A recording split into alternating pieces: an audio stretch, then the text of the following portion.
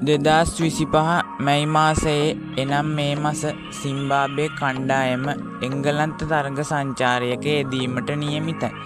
ඒ test තරගයකට සහභාගී වීම සඳහා. නමුත් මීට පෙර එංගලන්ත කණ්ඩායම හා සිම්බාබ්වේ කණ්ඩායම අතර ටෙස්ට් තරගාවලි 3ක් පවත්වා ඇති අතර තරගාවලි දෙකක්ම එංගලන්ත කණ්ඩායම ජයග්‍රහණය කර තිබෙන අතර එක් තරගාවලියක් ජය පරාජයෙන් තොරව නිමව තිබෙනවා.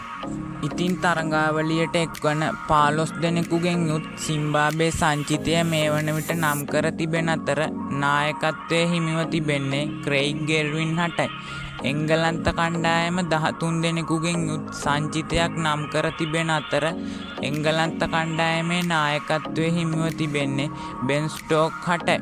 එංගලන්තය හා සිම්බාබ්වේ අතර පැවැත්වෙන මෙම ටෙස්ට් තරගය මැයි 22 වෙනිදා එංගලන්තයේ ට්‍රෙන්ට් බ්‍රිජ්හිදී ආරම්භ වීමට නියමිතයි.